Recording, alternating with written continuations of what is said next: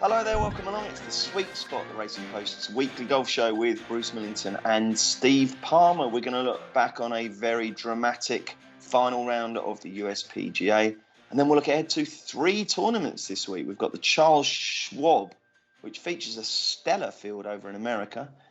We've got the Dutch Open, and there's also the US PGA Seniors Championship. So all the stars from yesteryear. Steve is armed with tips, and he will unleash them on us very soon. But first of all, Steve, that was some night, wasn't it? I mean, we were doing the live show, and I think it turned into a 5-hour broadcast, didn't it? It did.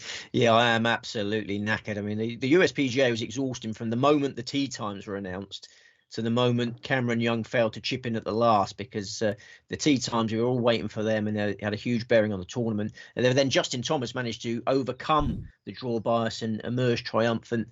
My hopes were all pinned on Cameron Young, and he was in contention until he double bogeyed the 16th hole on Sunday. That was a real gut buster. And Sweet Spot Live viewers got to see my gut busted live on YouTube. So that was nice for them.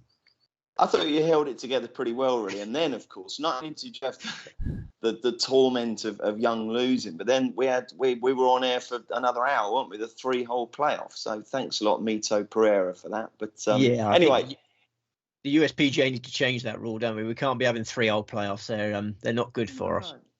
I mean, look, regardless of whether we were on air, to be honest, that was the most fun part, because people were firing in either ors, weren't they? And I quite enjoyed that. But I mean, I'm just not sure. I just think the sudden death playoff is, it's an established popular way of doing it, isn't it? Yeah. We were saying it should either be the 18-hole Monday playoff. We didn't mind the 18-hole Monday playoff that they used to have for the sudden death. I don't want that. Well, that was my opinion. Sudden death. Sudden death. If you can't win it normally, then you do it. But I mean, looking back, you have to give full credit to Justin Thomas, because not only did he overcome the draw bias, he held it together, and basically, I mean, he got back into it really because those 4 rookies were all just finding it very, very difficult to get their first. They hadn't even won on tour, never mind a major. Right. So he just stayed in the zone and got to -5, and that turned out to be the number, didn't it? It was a fascinating tournament, because after round 1, it looked at the mercy of Rory McIlroy. It was on the right side of the draw, and he got the lead after round 1. It looked like he was going to press on in round 2, and he blew it in round 2. And then that made it look like Justin Thomas's to lose after 2 rounds. And then it looked like Justin Thomas had blown it in round 3. It would have been really disappointing with his round 3 effort. And then, as you say, because all those PGA Tour maidens faltered, he got back into it. But he was a huge price midway through that final round. Come charging through. That's his first major win for 5 years. 5 years between major win number 1, major win number 2. There's lots of talk. Will that open the floodgates for him now? Maybe. Augusta, we've backed him many a time for the Masters. I think it'd be massively on my radar for the next Masters. I'm not sure about the next 2. But yeah, if I'm still alive for the 2023 Masters, I think Justin Thomas probably in the staking plan. Oh, I hope you will be. I mean, I suppose the thing is, yes, big tick for him for overcoming the draw bias, but you could also argue it did sort of fall into his lap, didn't it? I mean, the inexperienced 20-somethings, Fitzpatrick, Zalatoris, Pereira and Young, they really were feeling it out, which is totally understandable. Very hard course. They've been, in the heat of battle all week. Out of those 4, which of those, and they're all, like I say, not 30 yet. Which of those do you think's got the brightest prospects of winning a major next?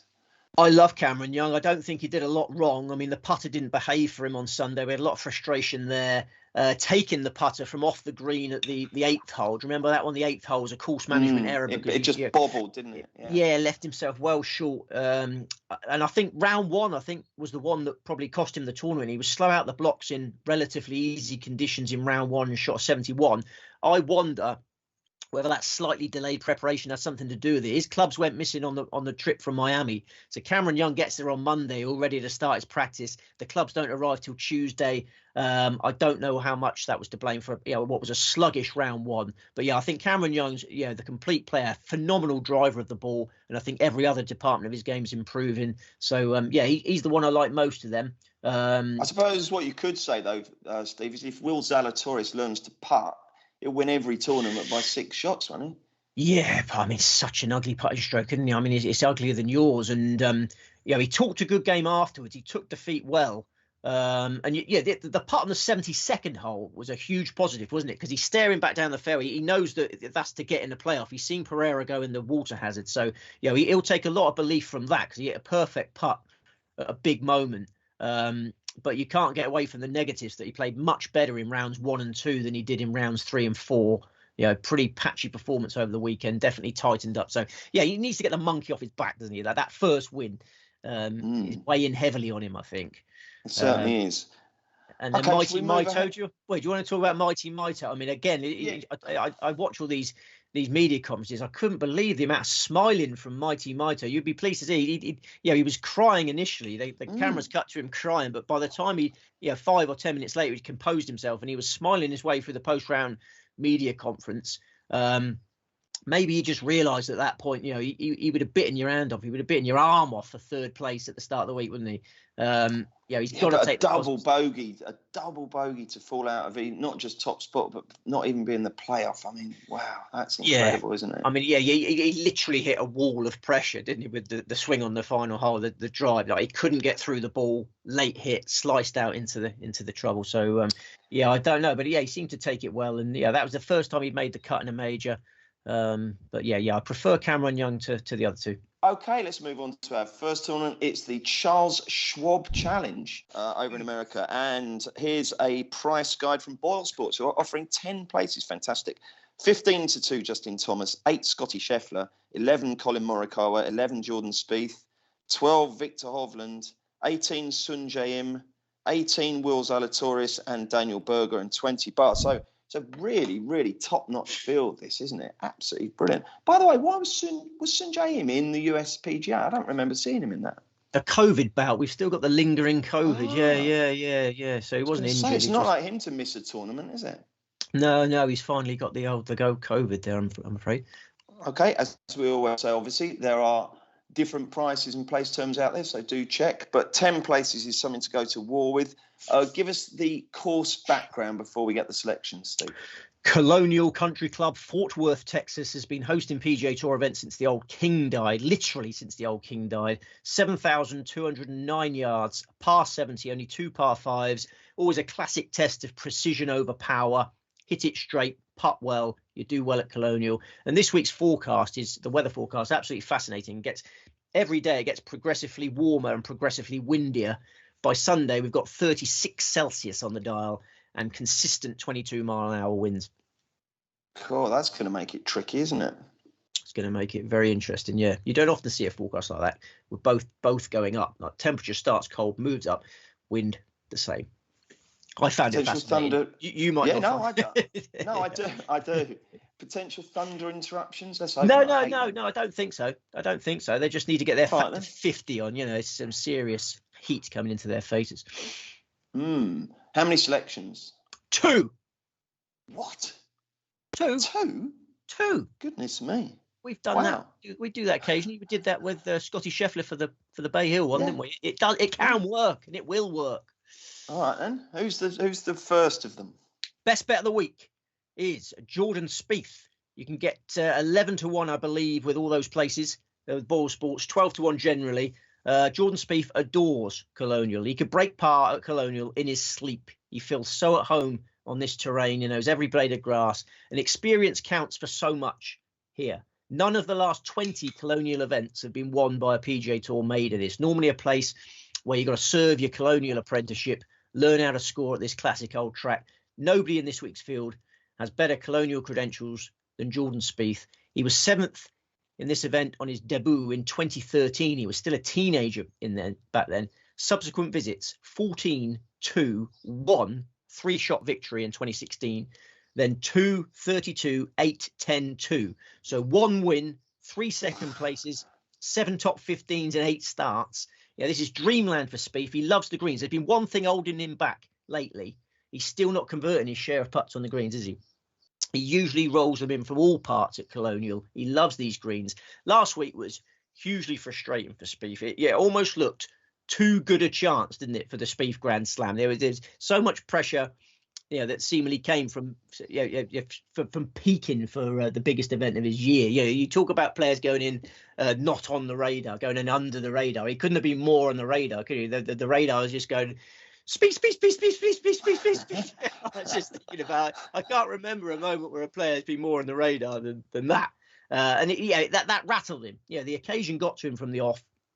And I see him taking out those frustrations this week. His ball striking at the moment is fantastic. He won the Heritage with an ice cold putter. He was second in the Byron Nelson without holing a putt on the Sunday.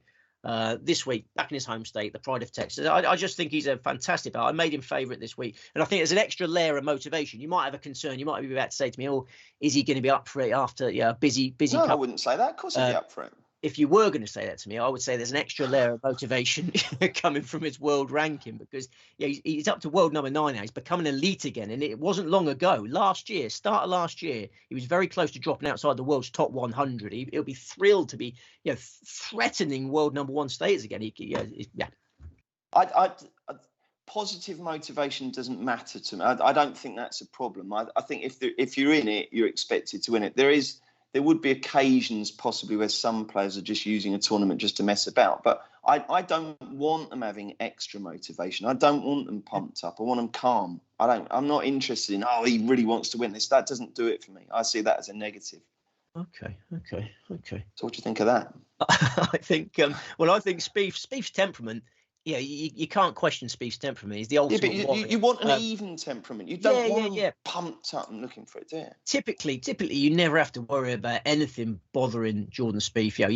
He's fantastic between the ears. I just think last week is just such a unique event for him. The USPGA is elevated above any other tournament by such an amount, and there was a hysteria around him. There was a frenzy. But I don't forget, you're one of the most volatile humans I know in terms of personality. You're quite erratic, aren't you? You get very up. So I don't think you quite understand how level-headed most humans are, and that so I wouldn't worry too much on the motivation. But anyway, you make a very strong case for him, and with 10 places, given those form figures, we certainly don't want to start saying can't be out the top 10, but 10 places is a nice little cushion, isn't it, if he doesn't get it done? I honestly think if you blindfolded Jordan Spieth for this event, he might be able to get in the top 10. Okay, well, let's hope he's not blindfolded. Who's the other selection?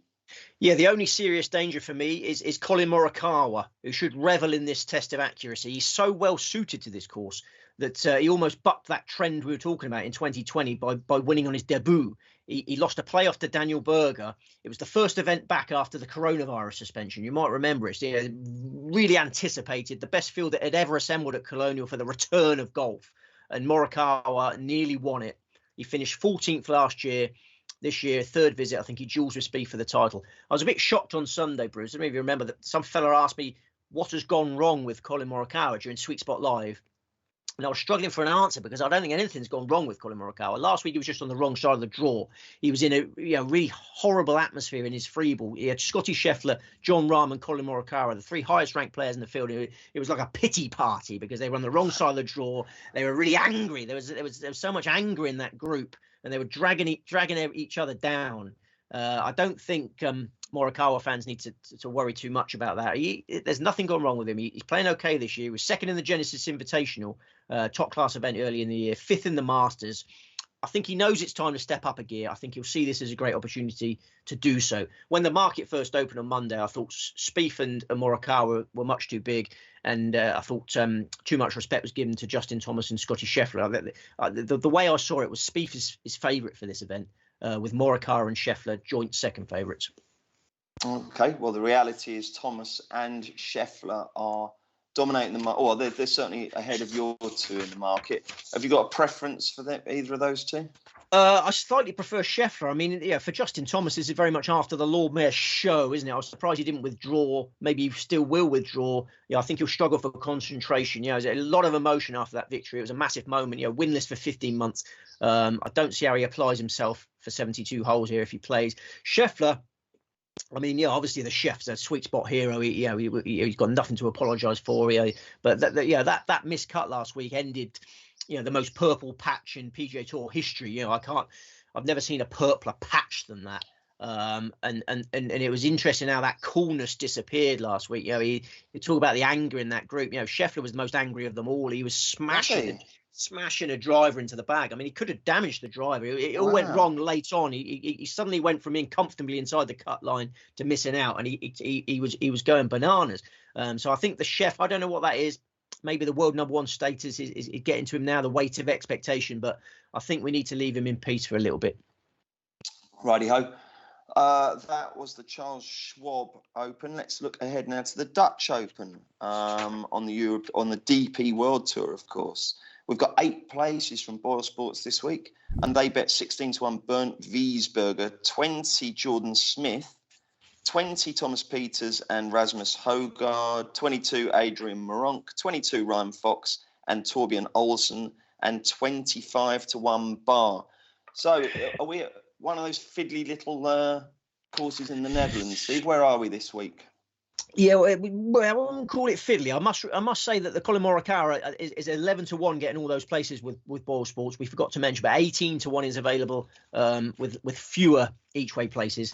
Okay. So we must mention that. And then we're off to Bernardus Golf in the Netherlands. 7,425 yards, par 72. Oh, that's not fiddly. That's a monster. No, you're right. 4 par 5s, designed by Kyle Phillips, opened in 2018, made its European Tour debut last year. Easy, generous fairways, hardly any rough, slow greens. 23 under par won it last year. Who won it? Christopher Broberg. Got back to winning ways. Yeah, Christopher Broberg, second tour title 7 years after his first one. But yeah, we've got a bit of breeze in the forecast this week, so scoring won't be as low. You're certainly going to need lots of birdies though. Okay, how many selections? 4. Wow, a very soprano 4, Steve. Yeah, sorry, yeah, a bit of throat. Is that indicative of the lack of lead in your pencil right now, wind in your sails, let's say? Yeah, I've still got a Southern Hills throat, shall we say? Okay, matey. Righto, are you confident? Very confident about the Charles Schwab. Playing the prices game a little bit more in the Dutch Open. It's a wide open affair, so I've certainly got value selections. Okay, right. Who's the first of them? And the first of them is Gorgeous George Coetzee, 40-1 with Boyle Sports getting all those places, 55-1 available elsewhere. Surprisingly juicy prices in pretty humdrum company. We're talking about 5-time European Tour champion here, been ticking over quite nicely this season. 9th in the Ras Al Khaimah Classic, 4th in the My Golf Life Open, 3rd in the Sunshine Tour Championship. Missed the cut by a shot in the Soudal Open last time out. Nothing to fret about. That's not his kind of venue. This week's assignment, much more Coetzee's cup of tea. So I struggled it. Much more Coetzee's cup of tea. You can attack with your driver here. Coetzee's got bundles of power. Always been a great putter. Plays well in the wind. I just fancy 4 low rounds from Gorgeous George. I think he's got as much chance as anyone in a wide open affair. He finished 50th last year, but he was in poor form. Expect better this time. Okay. Who else do you like? Who's the main danger to Gorgeous?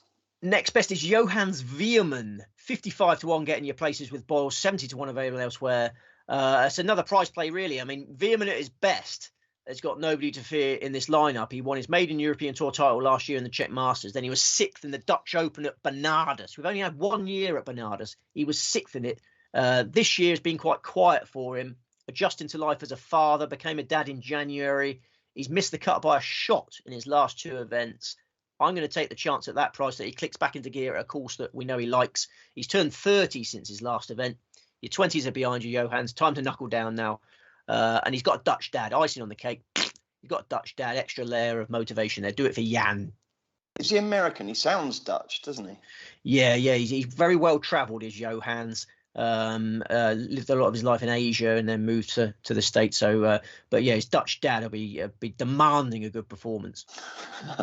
Okay, third up. Valco Nineba, sweet spot regular, 80-1 with Boyle Sports getting your places, 125-1 available elsewhere. 3-figure prices about a fantastic young talent in a low grade event on a course which suits him. Yeah, it's an irresistible package. This is a 22-year-old. He just needs one big week somewhere significant to kickstart his career. He hasn't got a DP World Tour card at the moment, which is it's tough for him. It's tough for us. We want to see more of him. He's playing on a sponsor's invite this week. There's a reason that the sponsors are keen to get him in their events. He's going to be a superstar. He's played well in a couple of... Is he definitely, Steve? Because he just... I think so. He has mini purple patches during tournaments and then mini whatever the opposite colour is. He can play some absolute filth at his worst, can't he? He's still a raw talent, isn't he? And he's only 22 years of age. He's got too much ability to not convert that into something special. I think he is going to have a fantastic career. He just got his schedule wrong last year, ended up not having a DP World Tour card. Everyone wants him to get going again. He's almost done it this year. He was 10th in the Stein City Championship. He was 12th in the Qatar Masters.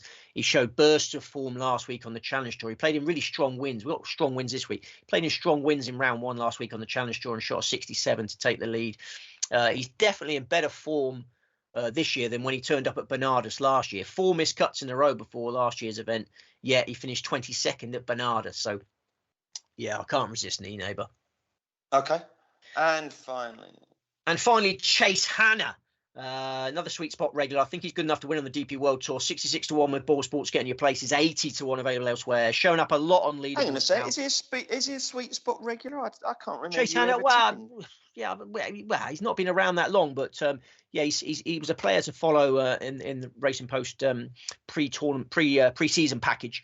And we're not giving up on him just yet. He's shown a lot recently. He was runner-up in the Qatar Masters at the end of March, beaten by just a shot. And in his last 2 starts, 6th in the British Masters and 4th in the Soudal Open.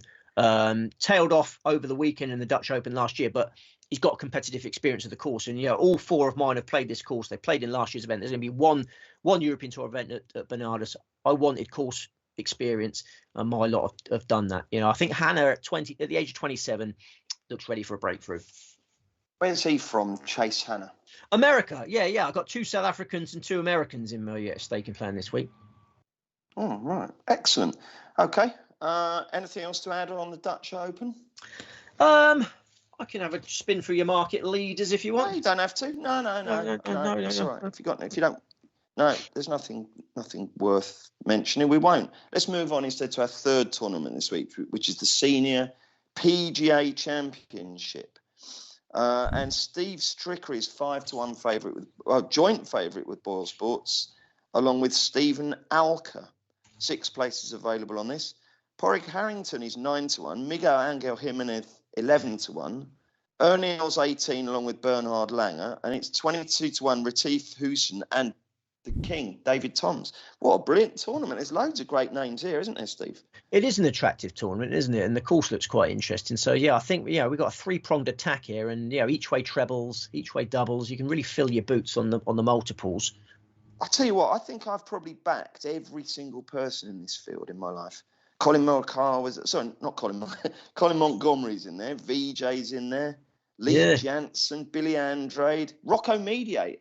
Wow, it's brilliant, isn't it? There's a time and a place for seniors golf, and I think it's probably what we need after last week's epic and ultimately disappointing US PGA. I think a seniors PGA is well timed. Oh, I'm loving this. Brilliant. Tom Lehman, Rich Bean. God, excellent. Anyway, I've got all nostalgic there. Where are we? What's the course like? We're at Harbour Shores in Michigan. 6,852 yards, par 71, designed by Jack Nicklaus. And we've got 2 tips for this. So we've got an 8-pronged attack on 3 tournaments, which, as I say, it allows you to have loads, decent stakes on doubles and trebles. Yeah, lovely. Right then, who are the selections? And the number 1 selection is Padraig Harrington, who I think is going to win bundles of Champions Tour titles. Such a driven character, golf obsessed. He's gonna squeeze everything from his golf game until the day he dies.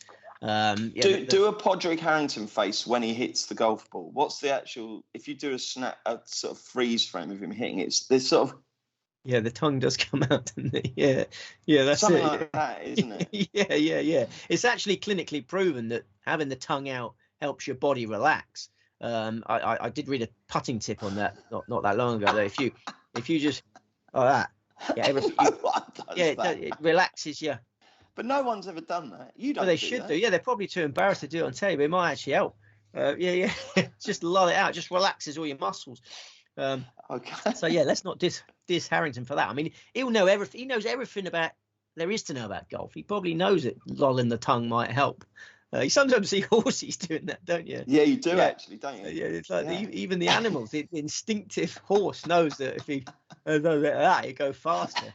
But yeah, do not diss Padraig Harrington. He is the man. I'm not. I think he hasn't got off the mark yet on the Champions Tour. The Ryder Cup captaincy took his eye off the ball a little bit. It's a big old job that. But now he's focused on his playing game again. I think he will become the dominant force on the Champions Tour. And I like backing 50-year-olds and 51-year-olds on the Champions Tour. I think those first couple of years are a big opportunity. You got some players in their late 50s playing against you. There's a big quick deterioration between an early 50s and a late 50s in my humble. Harrington is 50 years of age. Still got great length off the tee, and the major venues are where his ball striking ability will surely count for most. He admits himself that putting is still drives him mad at times, but he sets up so many birdie chances. He's played in 5 Champions Tour events this year. He's finished second in 3 of them. I think he gets off the mark on Sunday. The forecast is for loads of breeze to be whipping across Lake Michigan. It'll feel quite a Linksy type event for Pod, dual Open champion. So yeah, I'm all about the Pod this week. Okay, if there is a danger, who is it? I think it's Alex Chaker. Alex Chaker, the defending champion, who we tipped for this last year. We've got to keep him on our team. He's another rock solid ball striker. R2 should be churning out greens in regulation in this. Chaker got disqualified from his last Champions Tour event for allegedly using an illegal green reading book. They're not allowed to use it. He had one on the go. So his Saturday 66 has been expunged from the record books.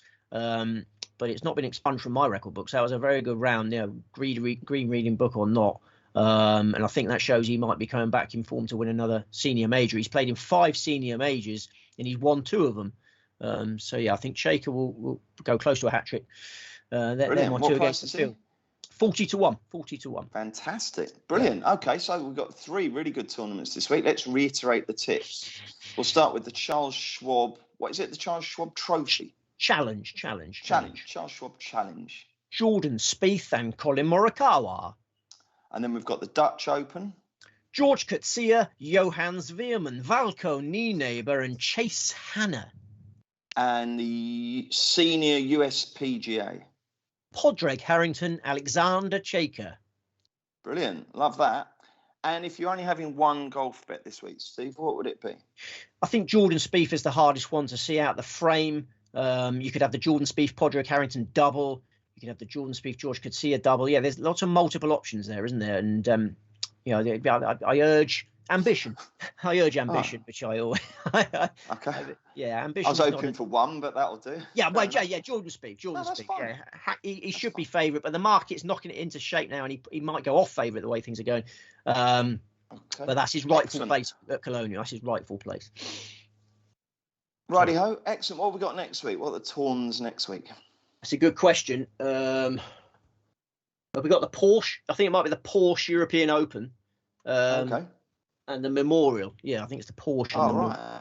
Yeah. Brilliant stuff. Okay, well, that's next week. There's a lot of water to flow under the bridge between now and then. Is there ever? Yeah. You got anything nice lined up between now and next week? I'm panic stricken. You might sense a bit of panic in me because those tickets haven't arrived yet for the Killers on Monday. My daughter's 7th birthday present. Don't worry. Been a huge build up to it. She's desperate to see the Blossoms. And is it Tuesday today? Are they going to arrive before Monday? Do they always come late, these tickets? I've had problems before. I've had big problems before. I think I booked some Reading tickets for my daughter and they didn't come till very late. But yeah, I'll give you some advice off air about how to chase that up, okay? But don't worry, I'm sure you'll have a lovely time at the Killers. That'll be brilliant. Yeah, that'll be fantastic. Grace only 6 and she's going to see the Killers. Isn't that good? Well, she's going to see the Blossoms. She doesn't even want to stay for the Killers. Yeah, she's just obsessed with the Blossoms of the support act. So it's going to be... What did I tell you about them? Oh, sorry. Yeah. Blossoms, just Blossoms. Yeah. So it's going to be quite awkward when she wants to go home after the Blossoms, and I'm saying, well, you go anyway. Love you have a sleep there. Brilliant. Oh, well, that'll be good. Well, good luck with the tips, Steve. Thank you very much, as always, for your company on the Sweet Spot. If you'd like to leave us your comments, let us know who you fancy. Hit that thumbs up if you're enjoying the show. bet responsibly, and hopefully you can join us for another sweet spot next Tuesday.